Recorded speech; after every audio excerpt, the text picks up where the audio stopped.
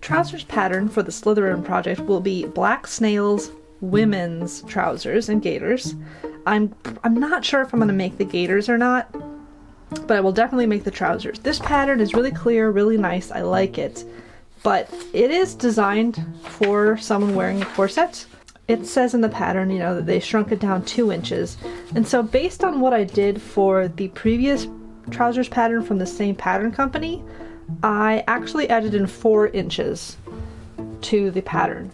So, and it worked out pretty well. It pretty much did what I needed it to do. I added 4 inches to the waistband, and then on either side of the pattern, I added in 2 inches on each one. So that worked out pretty well in the mock-up. I'm pretty pleased with the fit. That was really the only adjustment I had to make, which is pretty nice. But again, it's kind of a fairly loose-fitting trouser, so it makes sense that I didn't have to do too much. But I'm really excited to work on it. It is going to be the first piece of the Slytherin outfit, and I guess that means it's really happening. It's really begun.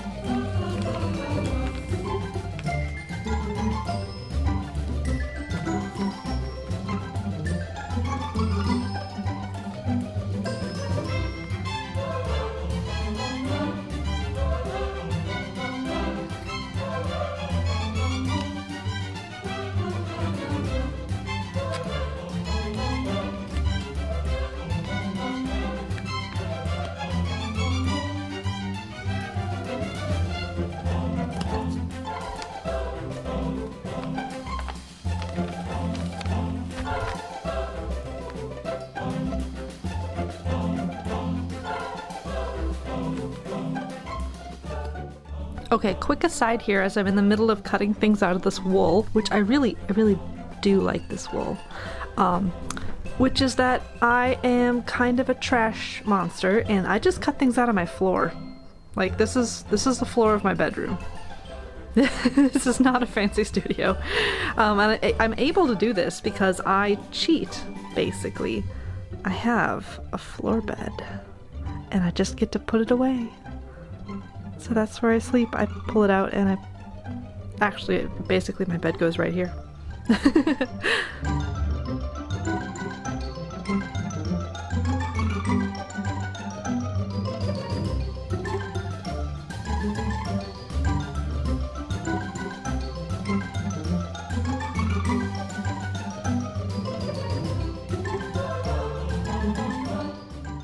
Alright, I have everything cut out. I have to keep it. This is pretty funny. I have to keep it all put away pretty much anytime I'm not actively working on it because my precious perfect cats like to lick the fabric. And I don't like them to lick the fabric. So I keep it all put away here. But yeah, so what I'm going to do next is I'm just going to zigzag the edges of the wool just to sort of keep that. Oh, hello, we were just talking about you and how you're very attracted to this fabric. Yeah, So I'm going to zigzag the edges, my raw edges here before I even start the construction seams, and after that it's time to start putting stuff together. But let's have a little more cat time first.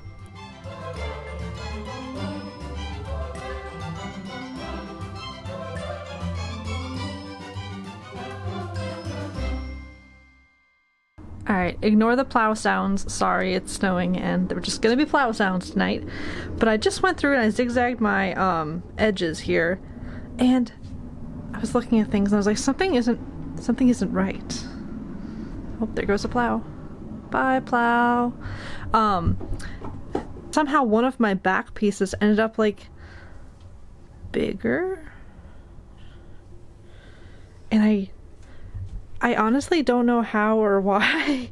I cut them at the same time, like, you know, folded over, and I don't understand. I genuinely don't understand. So I'm going to trim it back and then re-zigzag it, but I'm just very confused. I checked the front pieces and they're the same size. They're correct. They match the pattern piece. So I don't know what I did. I mean, I'll fix it. I'm just confused. Okay, I have zigzag stitched the edges of my main construction body pieces, and I'm going to start in. I'm not going to go over every step necessarily because, well, you should just buy the pattern, but I'll show the interesting parts. I'll start with basting in my little inner lining pieces.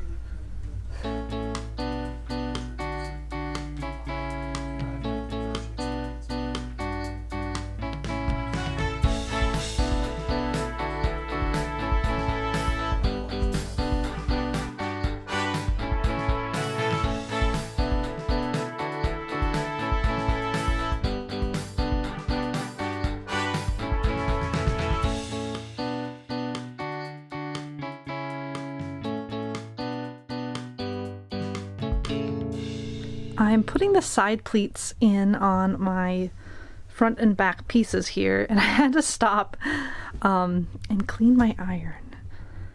Clean your irons, kids. I think it was just like dust had gotten in underneath and was starting to like adhere to the base of the iron, so like don't do that. Learn your lessons from me. Alright, I've dallied on this for as long as I conceivably could. I have a hot drink, I have my favorite scissors.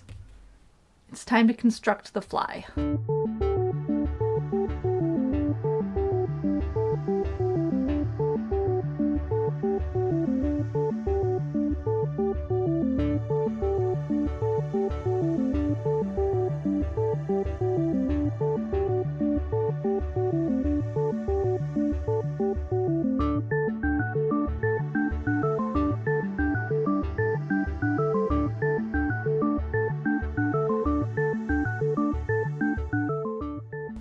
So in the question of did I do that correctly, the answer is shockingly no. No, I did not. So we're gonna do it again.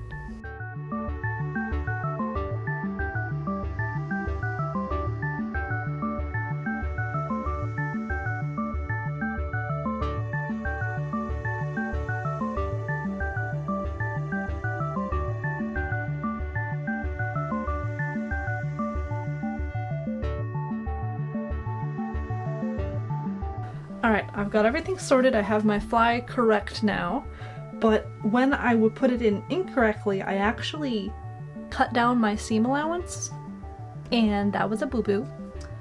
So what I'm going to do is not what's in the pattern. I'm just going to sort of put down a tape made from the lining material just to sort of secure that more safely, and then I will...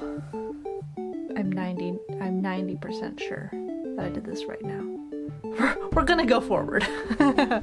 So yeah, what I'm gonna do right now is just sew in this tape and secure that raw edge a little bit more prettily than it would have been otherwise, because I cut it down pretty severely when I didn't realize that I had done a mistake.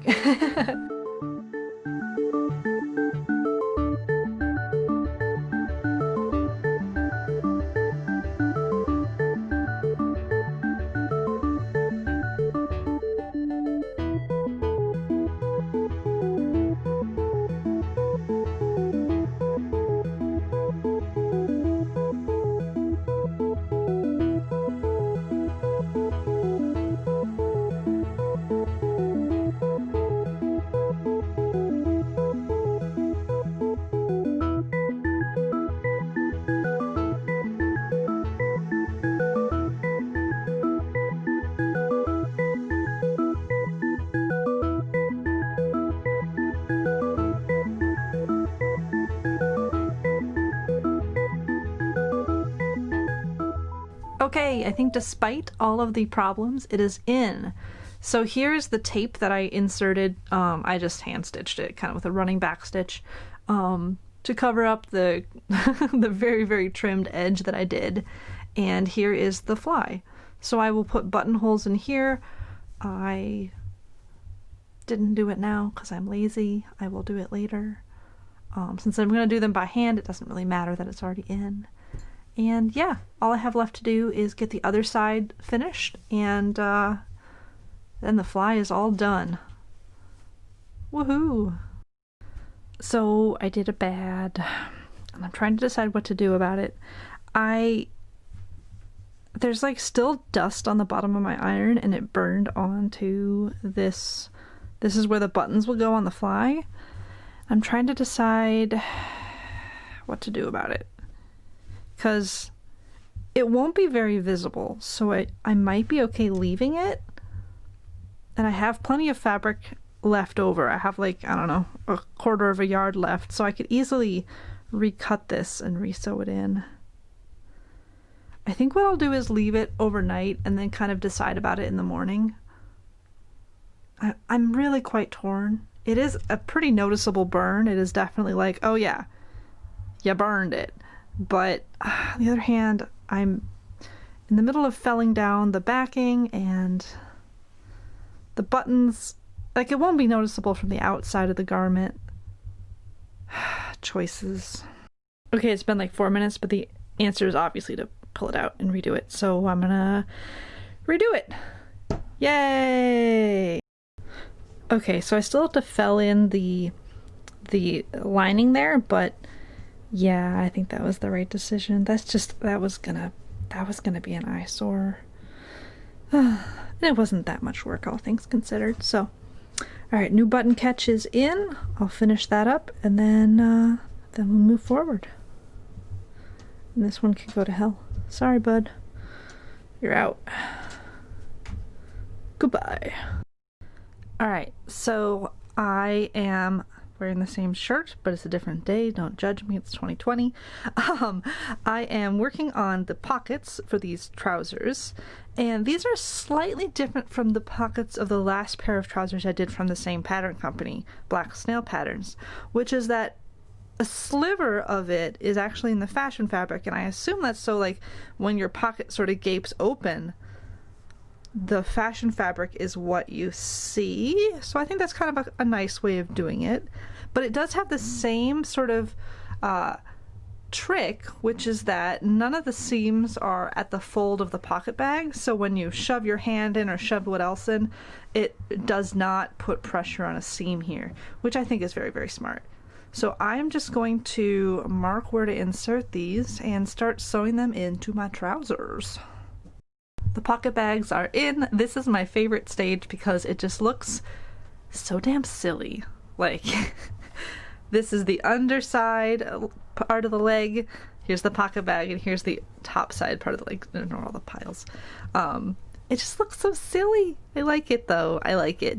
I'm going to sew together all the bits, basically. It describes it pretty nicely here. And then suddenly, instead of looking like this, it will look like this.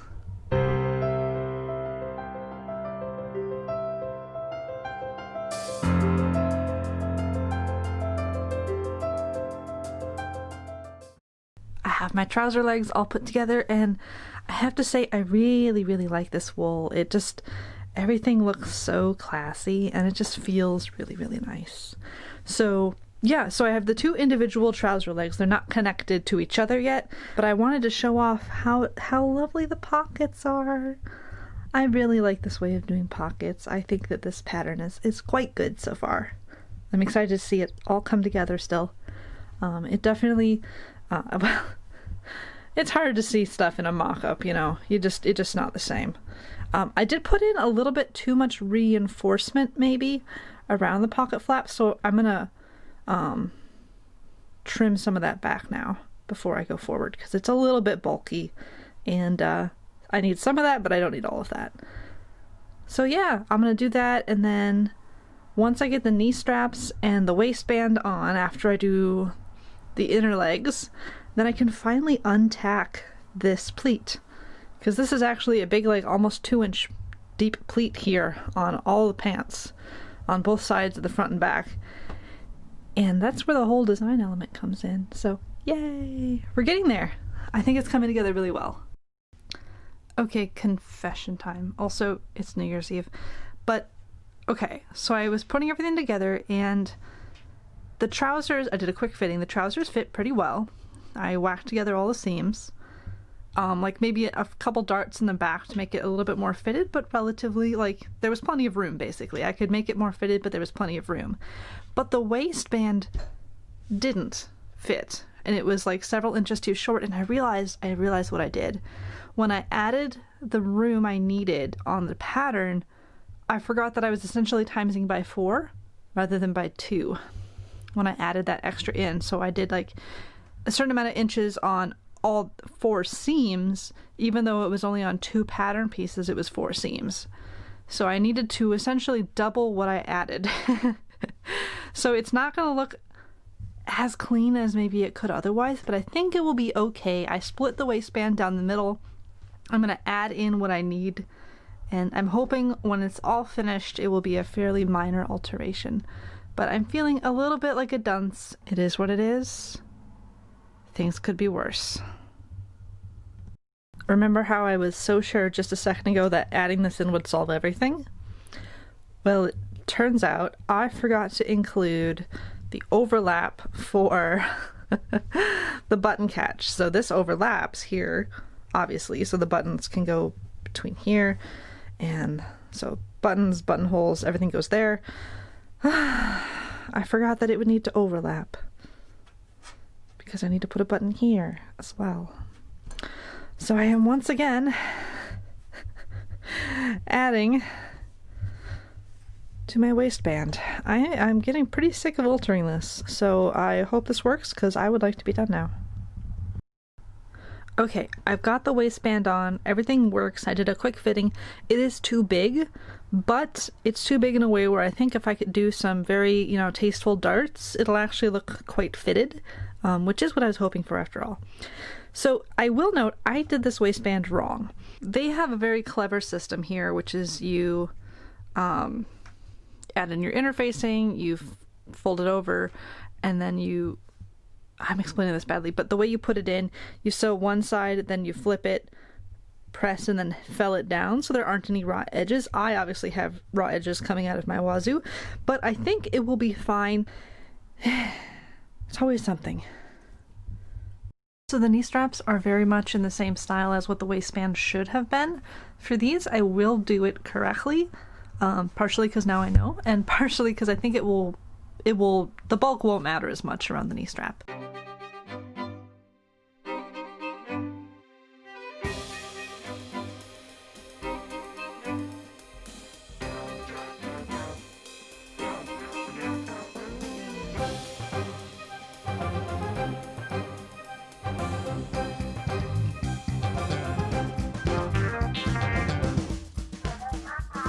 So these were the knee bands before I attached them, and of course this makes complete sense. I should have done the waistband like this, to be honest, but it is too late.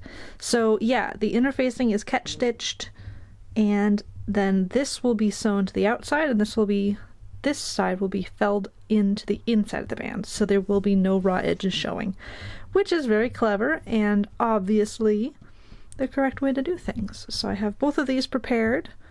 Now I'm going to do the gathering stitches on this pile of trouser and get these attached.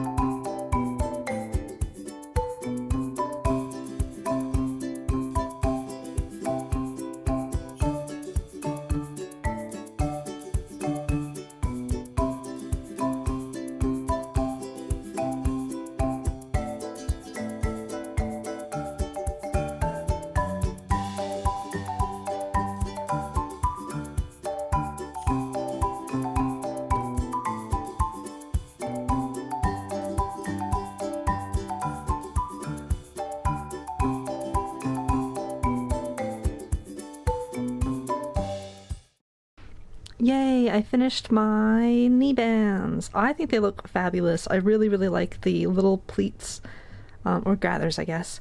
And they look great. This is the inside of them. I have them flipped inside out right now. So you see my I guess they're not really raw edges anymore. I did actually, I don't know if I can zoom in here.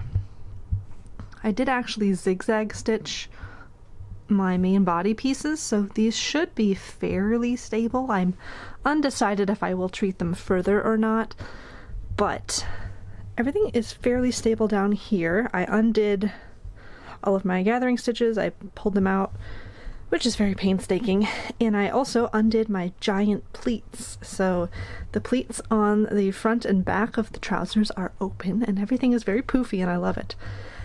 But I will say, remember how I was saying that I wasn't gonna undo the waistband? I undid the waistband. Now the reason I did it wasn't just because I was being a perfectionist. I actually was okay to leave the way I did it in there even though it was wrong. But I fitted the trousers and actually they need to come in a fair bit, and I'm gonna put little darts in at the waist in 4 different places in the front and back, and I think that will make it fit a much more tailored way. So I had to take the waistband out, so I might as well do it correctly going forward. So I'm going to put those darts in and put the waistband in, and after that the only thing left will be the buttons, which there's never any problems with buttons. I'm sure it will be fine. So I want my darts to be the same on all 4 spots, so I made myself a little dart template. I'm just going to cut this out and use it to sort of get all of my darts exactly the same.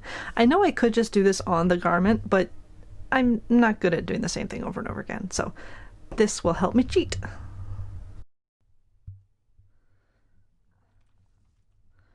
Alright, after a great deal of fussing, the waistband is now fully in. It does need to be iron stilled. But everything in the construction side of things is completely done. These are the little darts I added in. Over here. Needs to be pressed a little better. And I did them on the back side as well. And I think they look really natural and really nice, especially right next to the pleat like this. I think it totally works. And so I ended up having to take out the same amount that I put in for this. The math confuses me, but you know what? Whatever, we got there. And now what I need to do is put in the buttons and buttonholes. So here are my main 2 button options. The first is this button. This is the same button that I used on my waistcoat, and I really like them. They are very Slytherin, and I did actually originally purchase them for this Slytherin project. They are shank buttons, so I think that they would potentially work as the over button here. There's one button that goes on the outside, and then the fly buttons are hidden. Oh, hi. Are you gonna help? No, that's not for mouths. Are you gonna help? Are you gonna help decide? So yeah, this could go on, I have 4 of them left. One could go on the outside of the waistband. 2 of the others could be the knee band. I think that could work really well. And then for the stuff that you don't see for inside the fly, I think I'll just use these very basic shell buttons for the fly. So nothing fancy, but I think it will work just fine.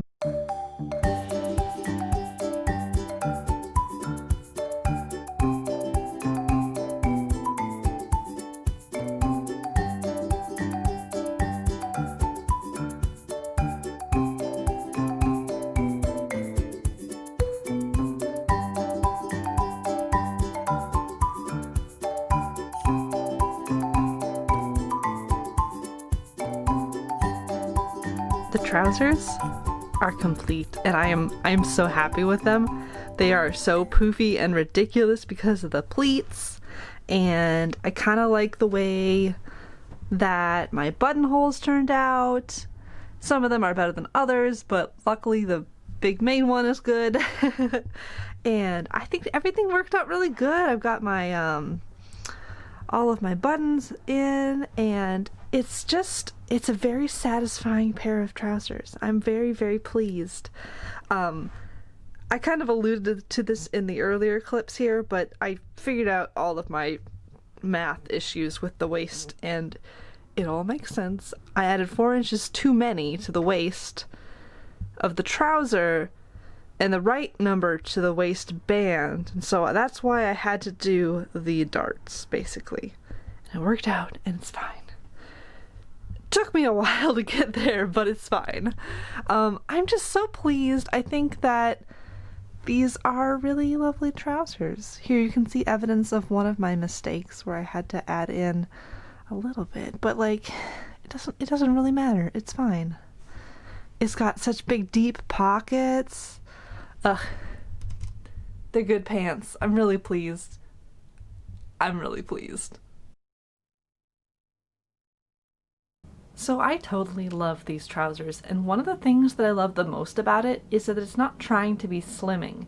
It's not like, oh, these are very flattering trousers. No, these are giant poofy trousers. They are exactly what they're meant to be, and what they're meant to be is giant poofy trousers, and I love that. The trousers are incredibly comfortable, they have a great range of motion. Overall, I really like them. I like the look, and most importantly, I think it will totally work for the Slytherin outfit. So the cost for this project was not negligible, but part of that was mostly just my own decision-making process. I ended up using almost exactly 2 yards of the wool. The wool was priced at $9.99 a yard. I actually bought lining material for this, which is kind of unusual. Usually I just use whatever I have, and I didn't need to, considering how much of it I used. It was kind of a waste, but I did. So that was $11.19 per yard. The pattern was a digital download from Black Snails, and it was $5.85. And then I ended up spending probably about $6 on buttons and thread. So the total cost of the project was $43.04. That's it for this little video here. I hope you enjoyed it. I really had a great time making these trousers, and I really like them. They're incredibly comfortable, and I think I'm going to get a lot of use out of them. Stay tuned, because coming up next I have the more exciting parts of the Slytherin outfit. The next video is going to be the undershirt with lots of pin tucks and voile. I wanted to say a big shout out to all of the patrons and members of the Discord community that I have going. It is a great place, and I really have a great time with everyone there. If you haven't checked it out, please do. It's a wonderful and welcoming community. You can access it by going to patreon.com/bequeermakestuff. You'll get to it from there. Until next time, my lovelies, be queer and make stuff. I hope you all are staying safe and as healthy as you can. Bye bye. The next thing I'm gonna buy with my Patreon money is studio lighting. If you stayed to the end of this, you see how bad it is. This is why I had to do it as voiceover. The lighting is just terrible. But as a reward for staying to the end, you get to see my shaved head. Bye bye.